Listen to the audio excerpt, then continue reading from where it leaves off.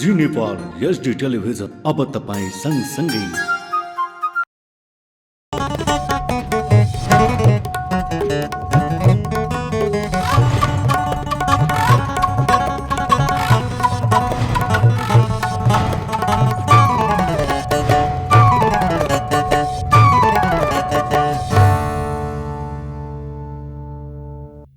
नमस्कार, जी नेपाल न्यूजमा यहाँलाई स्वागत छ। म खेमा जोशी। सुरु गरौं प्रमुख समाचारका शीर्षकहरूबाट।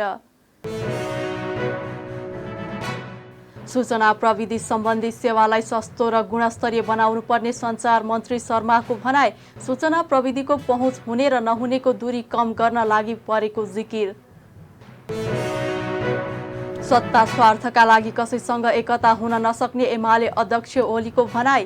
राजनीति अस्थिरताबाट गुज्रिरहेको अवस्थामा सरकार टिकाउने खेलमा मात्रै गठबन्धनको ध्यान केन्द्रित रहेको आरोप। रेशम चौधरीको रिहाईको माग गर्दै नागरिक उन्मुक्ति पार्टीद्वारा विभिन्न आन्दोलनका कार्यक्रमको घोषणा। टिकापुर घटनाबारे लाल आयोगको प्रतिवेदन सार्वजनिक गर्न माग। चीनमा डुङ्गा पल्टिँदा 39 जना बेपत्ता। चिनिया राष्ट्रपतिद्वारा तीव्र उद्धारमा लाग्न निर्देशन। र एसिया कप क्रिकेट प्रतियोगितामा भारत र पाकिस्तान राजनीतिक सम्बन्धको असर। उक्त विषयलाई लिएर दुवै देशको आआफ्नो अडान। अब समाचार विस्तारमा। सञ्चार तथा सूचना प्रविधि मन्त्री रेखा शर्माले सूचना प्रविधि सम्बन्धी सेवालाई सस्तो र गुणस्तरीय बनाउँदै सबैको पहुँचमा पुर्याउने सन्दर्भमा सेवा प्रदायक र नियामकले विशेष ध्यान दिनुपर्ने बताउनु भएको छ। विश्व दूरसञ्चार तथा सूचना समाज दिवसको अवसर पारेर नेपाल दूरसञ्चार प्राधिकरणले बुधबार काठमाडौँमा आयोजना गरेको स्पेक्ट्रम म्यानेजमेन्ट सम्मेलनमा उहाँले सरकार सूचना प्रविधिको पहुँच हुने र नहुनेको दूरी कम गर्न लागि परेको समेत बताउनुभयो। उहाँले अझै पनि दूरदराजमा गुणस्तरीय मोबाइल सेवा नपुगेका तर्फ सेवा प्रदायकले सोच्नुपर्ने बताउनुभयो। सूचना प्रविधिमा पहुँच हुने र पहुँच नहुने बीचको खाडल कसरी पुर्ने भन्ने विषयमा मिलेर काम गर्नु जरुरी रहेको मन्त्री शर्माको भनाइ छ। उहाँले सूचना प्रविधिको क्षेत्रमा सरकारका साथै निजी क्षेत्रले पनि लगानी बढाउनु पर्ने, प्रविधिको प्रयोग दिन प्रतिदिन बढ्दै गएको भए पनि यस क्षेत्रसँग सम्बन्धित राजस्व घट्दै गइरहेको विषयमा गम्भीर छलफल हुनुपर्ने बताउनुभयो। गाउँमा यो क्षेत्र सेवालाई पुर्याउन सकेका छैनौँ। पुर्याइसकेका ठाउँमा पनि डिभाइस प्रयोग गर्न नसक्ने अवस्थामा छौँ। क्वालिटी छैन, थुप्रै कुराहरू छन्।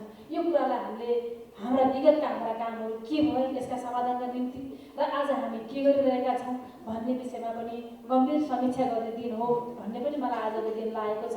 त्यस कारणले यो क्षेत्रका सबै सेवा प्रदायकका प्रतिनिधिहरू यहाँ उपस्थित हुनुभएको हुनाले र हाम्रो नियामक निकायकै आयोजनामा पनि कार्यक्रम भइरहेको हुनाले स्पेक्ट्रम म्यानेजमेन्ट गर्ने कार्यक्रम यो भने तापनि, यो कार्यशाला यो सेमिनार भने तापनि यससँग सम्बन्धित विषयमा पनि विशेष ध्यान दिन जरुरी छ। यसतर्फ पनि एउटा छलफल केन्द्रित बनोस् भन्ने पनि म आग्रह गर्न चाहन्छु। र अहिले आउँदाखेरिमा हामीले त्यसरी भनिराखेकै छौँ, विगतदेखि नै भनिराखेका छौँ र हाम्रोमा आउँदा यो ह्याप र ह्यापलक तथा पहुँच हुने र पहुँच नहुने बिचको जुन एउटा ग्याप छ, त्यो ग्यापलाई कसरी फुलफिल गर्ने। एकातिर हामी 5G भनेर हामी चर्चा गर्दैछौँ, त्यहाँ जानु पनि पर्नेछ। अन्तर्राष्ट्रिय बजारमा हामी प्रतिस्पर्धा गर्नुपर्नेछ। हाम्रै छिमेकी राष्ट्र भारतमा 6G लन्च हुन थालिसक्यो।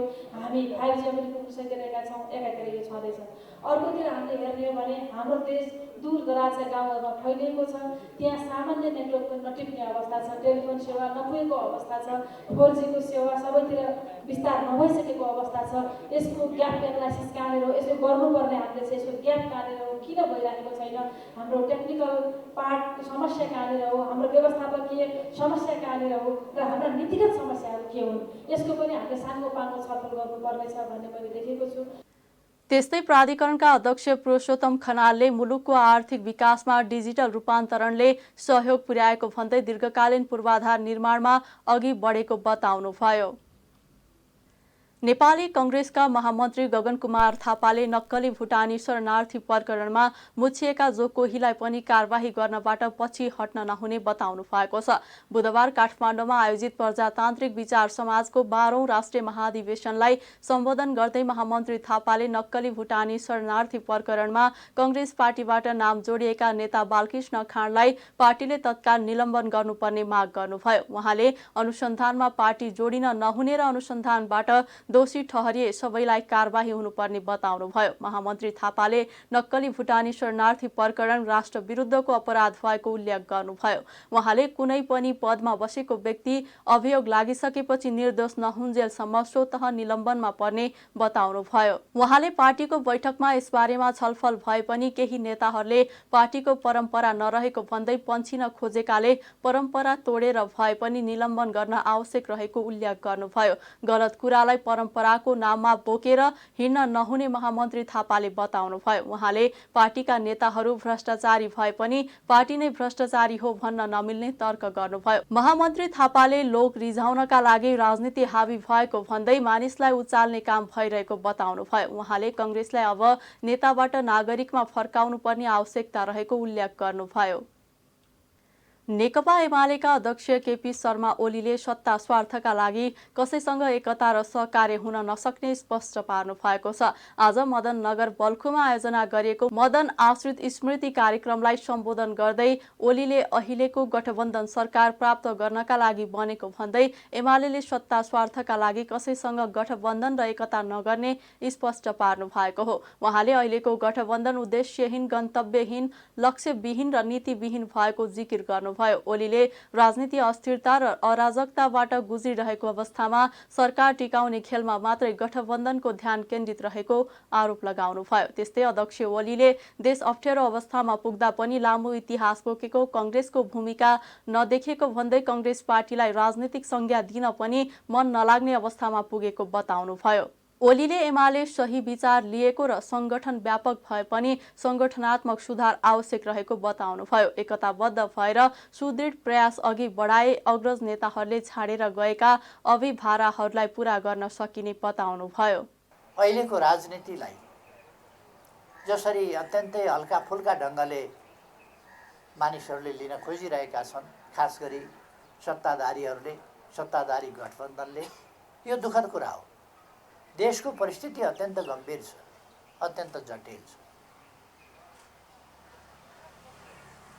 नेपाली कांग्रेस भन्ने एउटा पार्टी छ, आबा न चाबाको।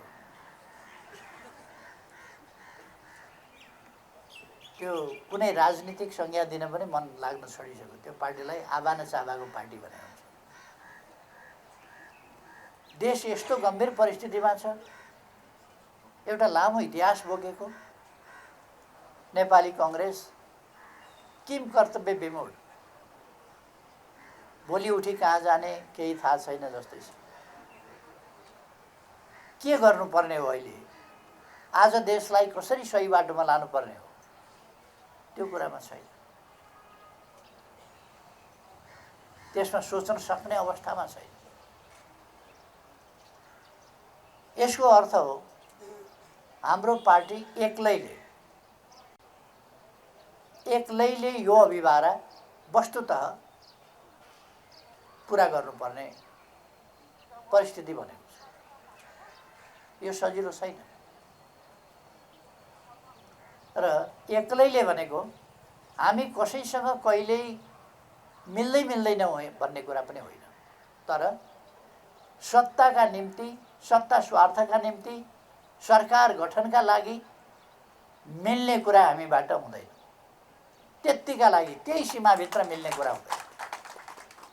कसैसँग हाम्रो एकता हुन्छ भने देशका लागि, जनताका लागि, परिवर्तनका लागि, सुशासनका लागि, विकासका लागि, त्यसका लागि हामी मिल्न सक्छौँ कसैसँग।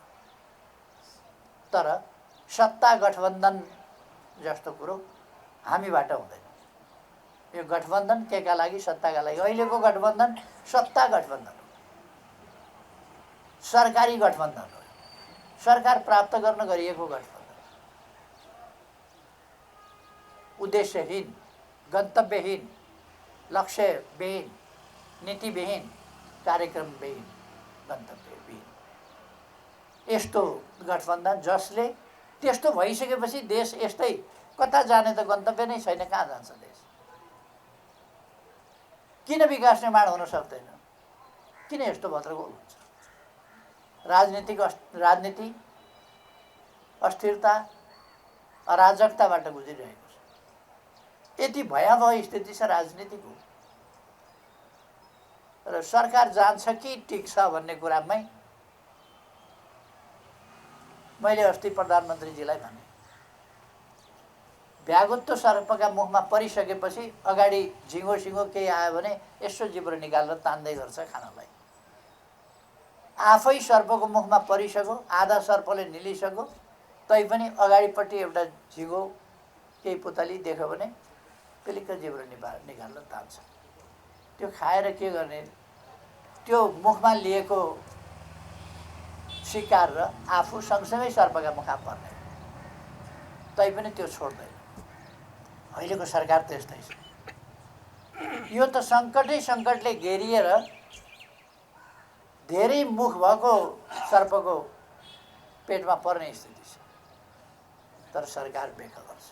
2050 जेठ 3 गते दासढुङ्गा चितवनमा रहस्यमय जीव दुर्घटनामा परि तत्कालीन महासचिव मदन भण्डारी र संगठन विभाग प्रमुख जीवराज आश्रितको निधन भएको दिनको सम्झनामा नेकपा एमाले मदन आश्रित स्मृति कार्यक्रमको आयोजना गरेको हो। कार्यक्रममा एमालेका नेता कार्यकर्ता तथा शुभेच्छुकले मदन नगरमा रहेको मदन भण्डारीको शालिगमा माल्यार्पण गरेका थिए। नेकपा एकीकृत समाजवादीका अध्यक्ष माधव कुमार नेपालले नेपालको राजनीति र कम्युनिस्ट आन्दोलनलाई भ्रष्टीकरणबाट जोगाउने चुनौती रहेको बताउनु भएको छ। आज 30औं मदन आश्रित स्मृति दिवसका अवसरमा पार्टी कार्यालय 3 कुनेमा आयोजित कार्यक्रममा अध्यक्ष नेपालले पार्टीभित्र अलोकतान्त्रिक चरित्र विद्यमान रहेको अवस्थामा राजनीति र कम्युनिस्ट आन्दोलनलाई भ्रष्टीकरणबाट जोगाउने चुनौती रहेको बताउनु भएको हो। उहाँले नीति भन्दा नेता प्रधान, सामूहिक नेतृत्वको सिद्धान्त पालना गर्नुभन्दा एउटा नेताको निर्देशन पालना गर्नुपर्ने अवस्था रहेको जिकिर गर्नुभयो। उहाँले अहिलेको परिस्थितिमा कम्युनिस्ट पार्टीबीच एकताका लागि छलफल भइरहेको भन्दै समानताका आधारमा अघि बढ्ने, मिलेर अघि बढ्ने तयारी भइरहेको बताउनुभयो। अध्यक्ष नेपालले मदन भण्डारीले नेपाली राजनीतिलाई सही बाटोमा लिएर जाने अभियान स्मरण गर्नुभयो। उहाँले मदन आश्रितको रहस्यमय मृत्यु पर्दामा लुकेको भन्दै राम्रोसँग छानबिन हुन नसकेको धारणा राख्नुभयो। एउटा पार्टीहरूभित्र अलोकतान्त्रिक चरित्रहरू विद्यमान छ। त्यसो हुनाले पार्टीहरूको लोकतान्त्रिकरण गर्नुपर्ने आवश्यकता अझै पनि छ।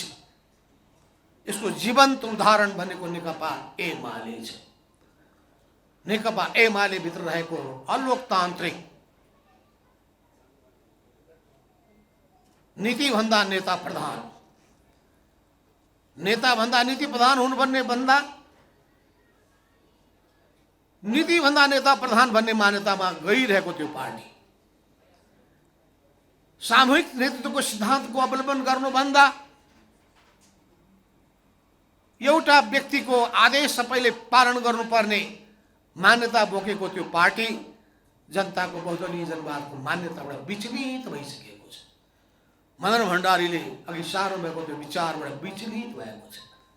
त्यसो हुनाले म यही मञ्चबाट आह्वान गर्न चाहन्छु नेकपा एमालेका तमाम नेता कार्यकर्ताहरूलाई आफू आफ्नो पार्टीभित्र रहेका गलत विचार र प्रवृत्तिहरूको पहिचान गर्नुहोस्, त्यसका विरुद्धमा जुझ्नको लागि आँट गर्नुहोस् र पार्टीलाई लोकतान्त्रिक रूपान्तरण गर्ने काममा अग्रसरता लिनुहोस्। नेपालको राजनीतिलाई यो भ्रष्टीकरणको प्रवृत्तिबाट जोगाउने कसरी, नेपालको कम्युनिस्ट आन्दोलनलाई यो भ्रष्टीकरणको प्रवृत्तिबाट व्यक्तिवादी प्रवृत्ति जोगाउने कसरी र ठुलो चुनौती हाम्रो सामु विद्यमान छ। कम्युनिस्ट पार्टीभित्र दिक्क लागेको अवस्था मबाट सुरु हुन्छ, व्यक्तिवादी प्रवृत्ति र यो व्यक्तिवादको महारोगले सिङ्गै आन्दोलन ग्रसित भएको पाइन्छ। यस्तो अवस्थामा सिङ्गो पार्टीभित्र र आन्दोलनभित्र वैचारिक शुद्धिकरण अभियान चलाउनु पर्ने आवश्यकता छ।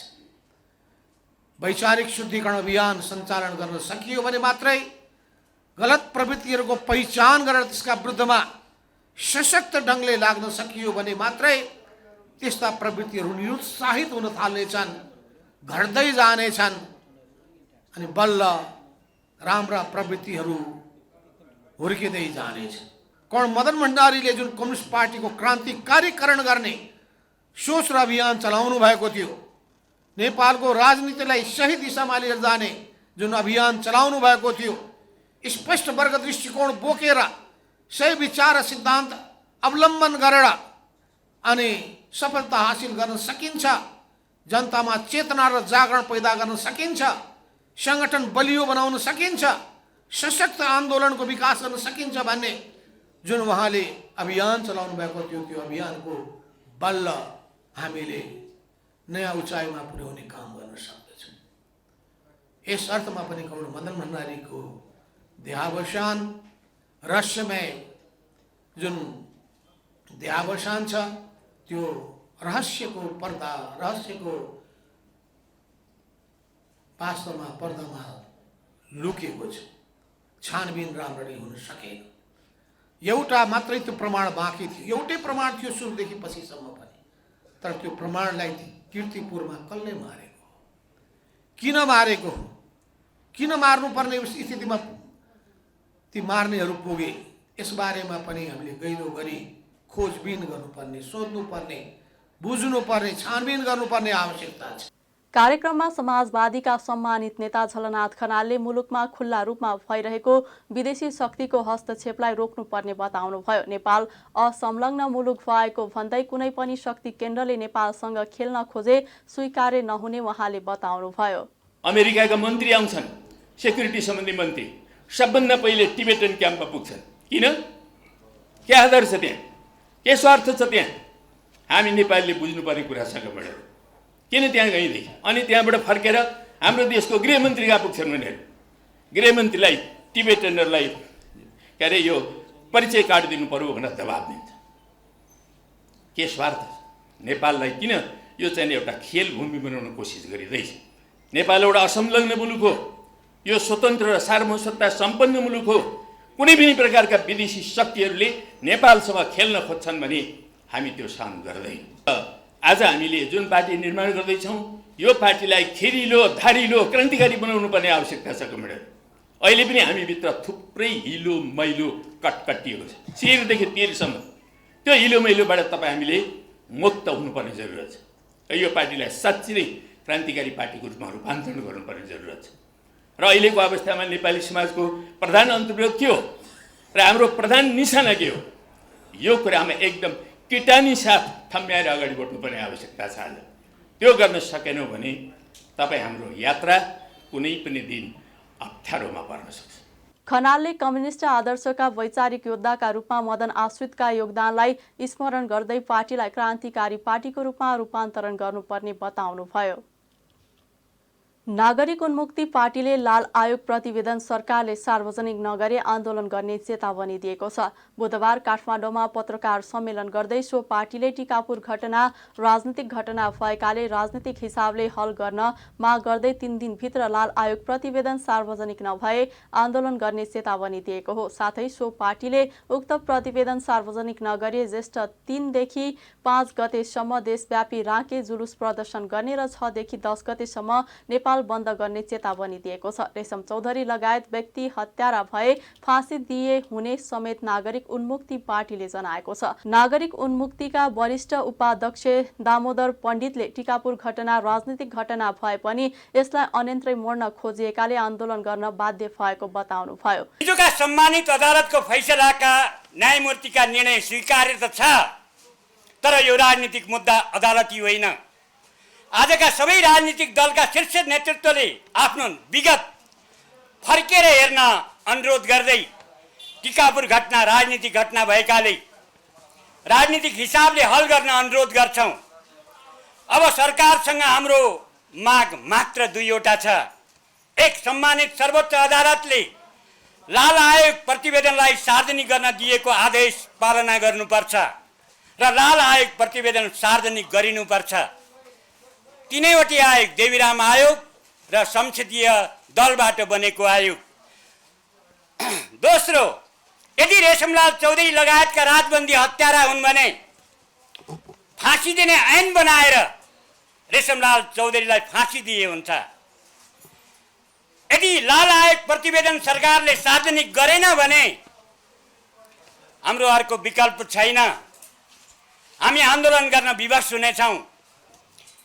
यही ज्येष्ठ 3, 4, 5 गते देशव्यापी राके जुलुस प्रदर्शनी गर्दैछौँ र कोण सभा र ज्येष्ठ 6 गतेदेखि 10 गतेसम्म नेपाल बन्द गर्ने घोषणा यसै प्रेस विज्ञप्तिबाट जानकारी गराइन्छ। त्यस्तै नागरिक उन्मुक्तिका नेता लक्ष्मण थारूले लाल आयोग सार्वजनिक लगायतका मागहरू 3 दिनभित्र पूरा नभए कडा आन्दोलन गर्न बाध्य हुने बताउनुभयो। उहाँले अदालतको निर्णयलाई स्वीकार गर्ने भन्दै अन्य राजनीतिक घटनालाई माफी दिने तर टिकापुर घटनालाई अन्यन्त्रै मोडिनु दुर्भाग्य भएको बताउनुभयो।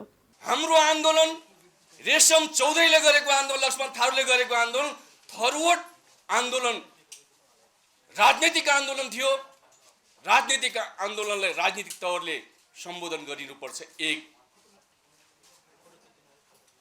हाम्रो चित्त दुखाइ छ, फेरि पनि हामी अदालतको निर्णयलाई स्वीकार्न पर्छ, हामी पनि स्वीकार्छौँ। तर हाम्रो चित्त दुखाइ छ,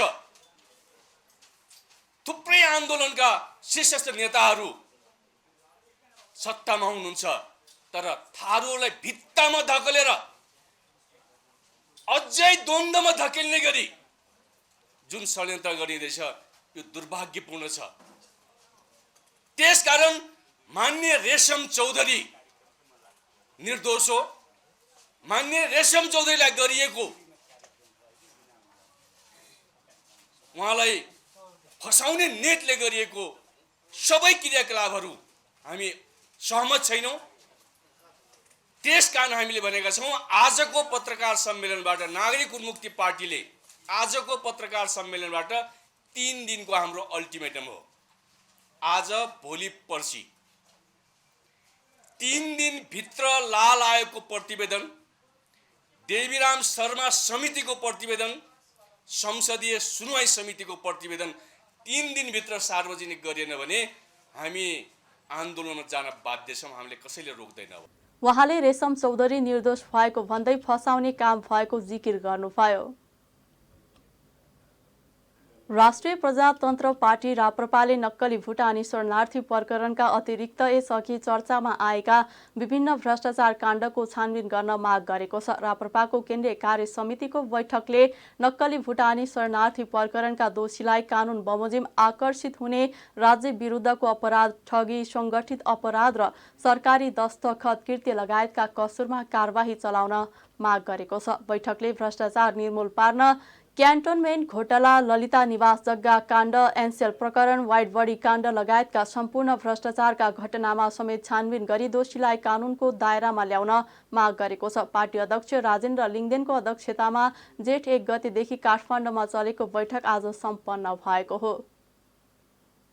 रुसले रुसी सहयोग र सहकार्यमा निर्माण तथा सञ्चालन हुन सक्ने विभिन्न 13वटा परियोजनाका लागि नेपाल सरकारसँग विस्तृत परियोजना प्रस्ताव मागेको छ। राष्ट्रिय सभाका अध्यक्ष गणेश प्रसाद तिमिल सिन्हा र रुसी समकक्षीका बीच भएको भेटवार्तामा उठेका 13वटा विभिन्न परियोजनामा चासो राख्दै रुसले नेपालसँग विस्तृत परियोजना प्रस्ताव माग गरेको हो। रुसले विद्युतीय रेलवे, राजमार्ग, बालबालिका, क्यान्सर अस्पताल निर्माणदेखि नेपाली विद्यार्थीलाई मस्कोमा अध्ययनका लागि छात्रवृत्तिको कोटा बढाउने सम्मका परियोजना रहेका छन्। रुसले पूर्व पश्चिम विद्युतीय रेलमार्ग र काठमाडौँमा मस्को रेलवेसँग मिल्दोजुल्दो रेलवे निर्माण तथा नेपालको मुख्य पर्यटकीय स्थल पोखरादेखि नजिकका पर्यटकीय स्थलहरूलाई जोड्ने पोखरा रिडी सडक निर्माणका लागि परियोजना प्रस्ताव मागेको छ। पोखरादेखि पर्वत हुँदै गुल्मी पुग्ने पोखरा रिडी सडकको लागत झण्डै 4 अर्ब रुपियाँ रहेको छ। यसैगरी काठमाडौँ र पोखरामा 2वटा बालबालिकाको क्यान्सर सम्बन्धी उपचार गर्ने अस्पताल निर्माण गर्न पनि रुसले चासो देखाएको छ। त्यो अस्पतालमा प्रारम्भिक चरणमा रुसी डाक्टरहरू उपलब्ध गराउने र त्यो सम्बन्धी अनुभव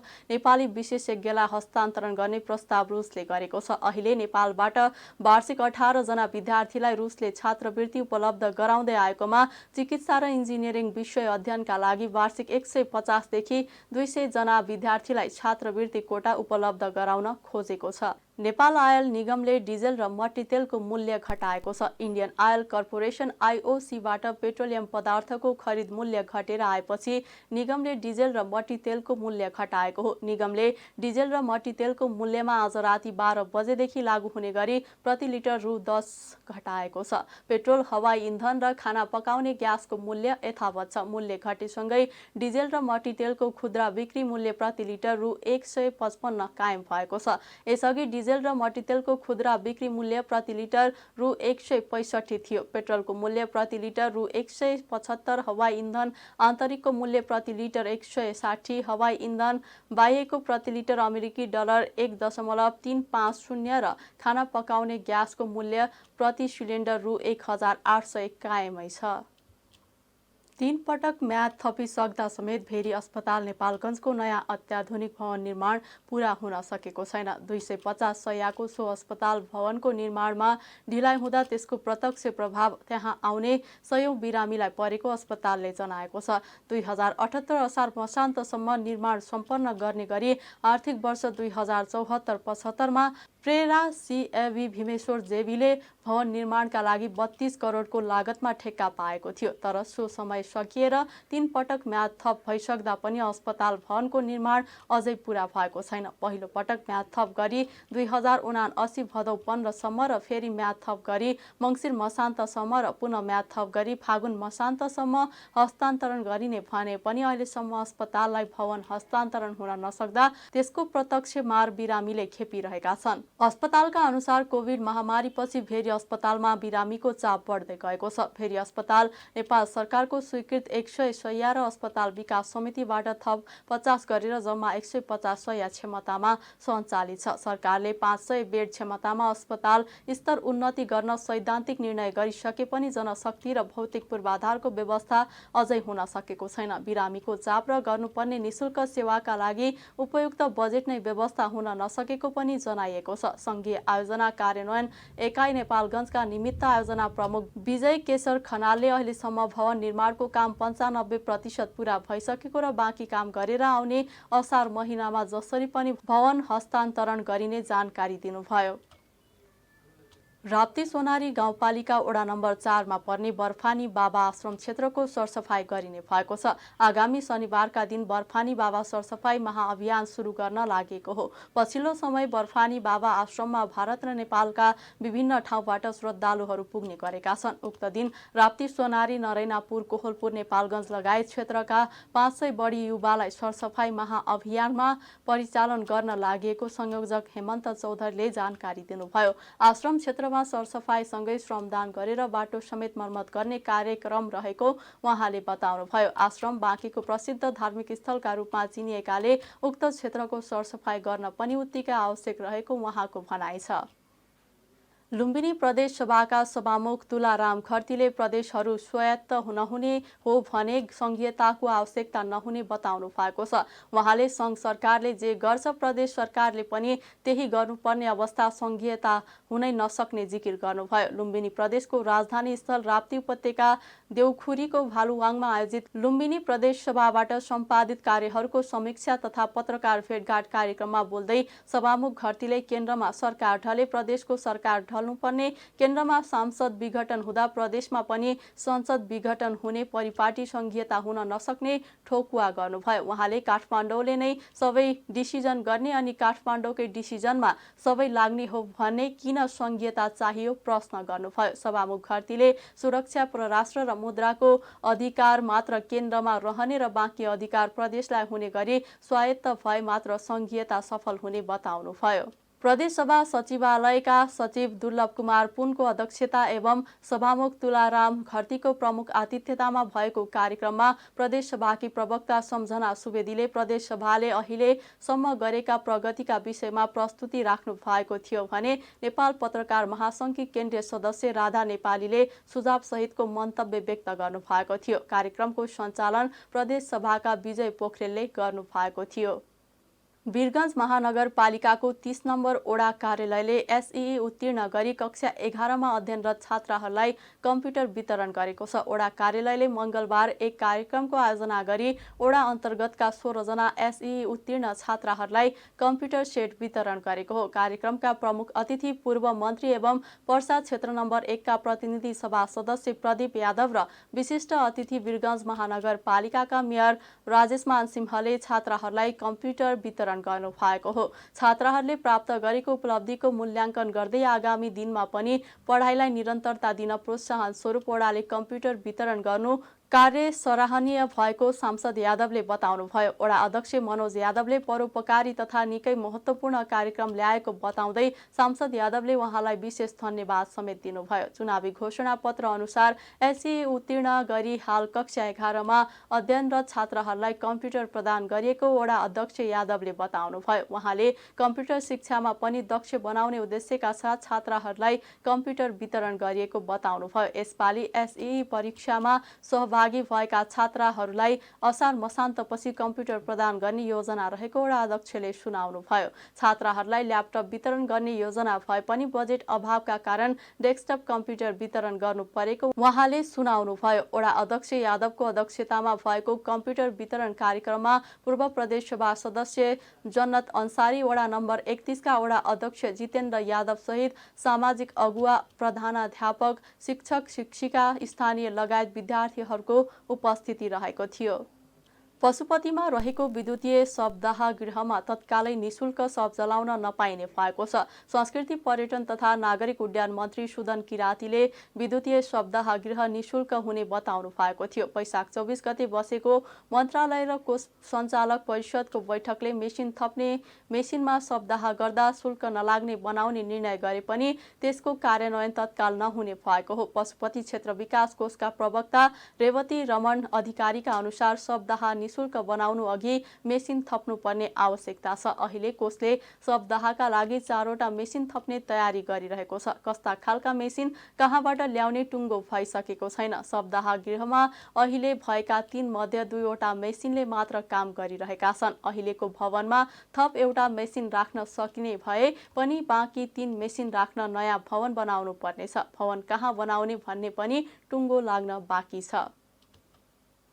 ललितपुर महानगरपालिका 4 स्टिल टावर चोक नजिकबाट 297 मिलिग्राम तौल भएको गैडाको खाकसहित 3 जनालाई प्रहरले पक्राउ गरेको छ। पक्राउ पर्नेमा चितवनको राप्ती नगरपालिका 5 भवानीपुर घर भई ललितपुरको एकान्त कुना बस्ने 28 वर्षीय रोशन घिमिरे, 24 वर्षीय युवराज घिमिरे र धादिङको बेनीघाट रोराङ गाउँपालिका 2 घर भई काठमाडौँको नयाँ बजार बस्ने 28 वर्षीय वीरेन्द्र तामाङ रहेका छन्। स्टिल टावर चोक नजिक गैडाको खाक खरिद बिक्री गर्दै गरेको भन्ने सूचनाका आधारमा खटिएको प्रहरी टोलीले उनीहरूलाई गैडाको खाक सहित फेला पारी पक्राउ गरेको प्रहरी प्रधान कार्यालय, प्रहरी महानिरीक्षकको सचिवालय, केन्द्रीय प्रहरी समाचार कक्षले जनाएको छ। पक्राउ परेकालाई थप अनुसन्धान तथा कारबाहीका लागि डिभिजन 1 कार्यालय गोदावरी पठाइएको प्रहरीले जनाएको छ। अब अर्थ समाचार। हिजो मंगलबार सामान्य बढेको शेयर बजार आज बुधबार दोहोरो अङ्कले बढेको छ। शेयर बजार परिसूचक नेप्से आज 23.39 अङ्कले बढेर 1845.01 बिन्दुमा पुगेको छ। आज सबै समूहको शेयर बढेकोमा बीमा विकास बैंक र जलविद्युत समूहको शेयर उच्च अङ्कले उकालो लागेको छ। बजारसँगै आज कारोबार रकम पनि बढेको छ। 266 वटा कम्पनीको 25,77,000 किता शेयर 85 करोड 76 लाख रुपैयाँमा कारोबार भएको छ। सबैभन्दा धेरै शिवम सिमेन्टको 5 करोड 46 लाख रुपैयाँको शेयर किनबेच भयो। आज सबैभन्दा धेरै आत्मनिर्भर लघु वित्तको शेयर 10% तथा eastern hydro power limited, green life hydro power limited र आदर्श लघु वित्तको शेयर 9.5% भन्दा धेरैले बढेको छ। समग्रमा बजार बढे पनि आज सबैभन्दा धेरै माइखोला जलविद्युत कम्पनीको शेयर झन्डै 8% ले घटेको छ। अब अन्तर्राष्ट्रिय समाचार। चिनिया राष्ट्रपति सी जिनपिङले मध्य हिन्द महासागरमा मंगलबार गहिरो समुद्रमा माछा मार्ने एउटा चिनिया जहाज पल्टिएपछि बेपत्ता व्यक्तिको उद्धारका लागि हरसम्भव प्रयास गर्न आग्रह गर्नु भएको छ। उहाँले सम्बन्धित विभागहरूलाई आपतकालीन प्रतिक्रिया संयन्त्रलाई तत्काल सक्रिय गर्न आग्रह गर्नु भएको हो। उक्त घटनामा हालसम्म 17 चिनिया, 17 इन्डोनेसियाली र 5 फिलिपिन्स नाविक सहित 39 जना बेपत्ता भएका छन्। उहाँले जीवन र सम्पत्तिको सुरक्षा सुनिश्चित गर्न गहिरो समुद्री अपरेसनहरूमा सम्भावित सुरक्षा जोखिमहरूको अनुसन्धान र प्रारम्भिक चेतावनीलाई अझ बलियो बनाउन प्रयासहरू गर्न आदेश समेत दिनु भएको छ। चिनिया प्रधानमन्त्री ली छ्याङले सुरक्षित सामुद्रिक यातायात र उत्पादन सुनिश्चित गर्न समुद्रमा माछा मार्ने जहाजको सुरक्षा व्यवस्थापनलाई सुदृढ पार्ने हताहत काम गर्न सबै प्रयास गर्न आग्रह गर्नु भएको छ। अब खेल समाचार। भारत र पाकिस्तानको असहज राजनीतिक सम्बन्धको असर यसै वर्ष आयोजना हुने भनिएको एसिया कप क्रिकेट प्रतियोगितामा परेको छ। एसिया कपको विषयलाई लिएर भारत र पाकिस्तान आआफ्नो अडानमा कायमै छन्। सहभागी अन्य राष्ट्र भने मूक दर्शक बनेका छन्। प्रतियोगिताको मुख्य आयोजक एसियाली क्रिकेट काउन्सिल एसीसीले पनि कुनै ठोस निर्णय लिन सकिरहेको छैन। पछिल्लो समय एसिया कपको विषयलाई लिएर दिनदिनै नयाँ समाचारहरू बाहिर आइरहेका छन्। पछिल्लो समाचार पाकिस्तानको नयाँ हाइब्रिड मोडेलप्रति श्रीलङ्का क्रिकेट बोर्ड र बंगलादेश क्रिकेट बोर्ड सकारात्मक देखिएका छन्। पाकिस्तान क्रिकेट बोर्ड पीसीबीका अध्यक्ष नजाम सेठीको निरन्तरको प्रयासपछि श्रीलङ्का र बंगलादेश नयाँ हाइब्रिड मोडेलप्रति सकारात्मक बनेका हुन्। पीसीबीले 2वटा विकल्प सहितको नयाँ हाइब्रिड मोडेल एसीसीमा पेश गरेको छ। पीसीबीको पहिलो प्रस्तावमा एसिया कपका सबै खेल पाकिस्तानमै खेलाउने तर भारतको खेल भने कुनै न्युट्रल भेन्यूमा खेलाउने उल्लेख गरिएको छ। यसैगरी दोस्रो प्रस्तावमा भने एसिया कपका खेलहरूलाई 2 चरणमा विभाजन गरेर खेलाउने उल्लेख गरिएको छ। पहिलो चरणमा भारत बाहेकका खेलहरू पाकिस्तानमा खेलाउने र दोस्रो चरणमा भारतका खेलहरू न्युट्रल भेन्यूमा खेलाउने उल्लेख छ।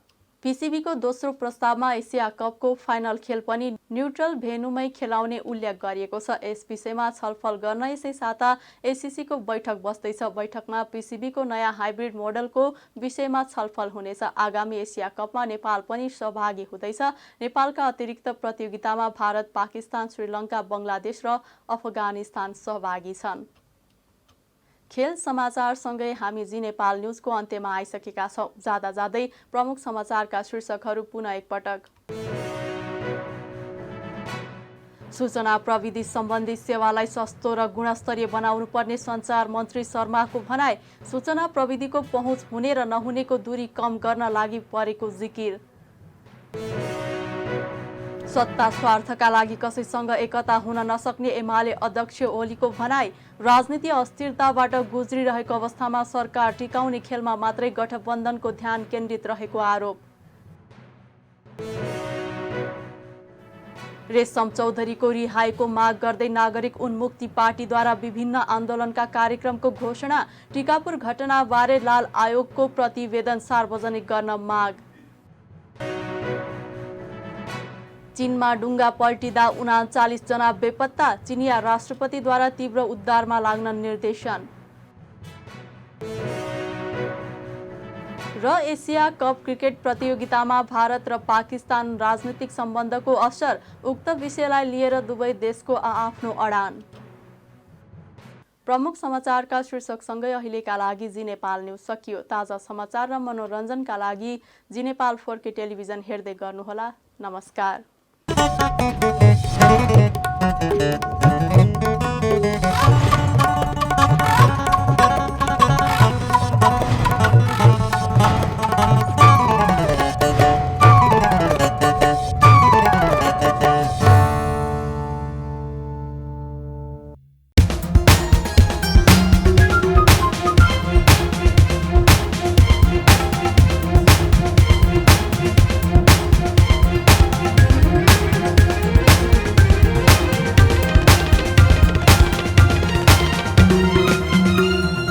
जी नेपाल HD टेलिभिजन अब तपाईँ सँगसँगै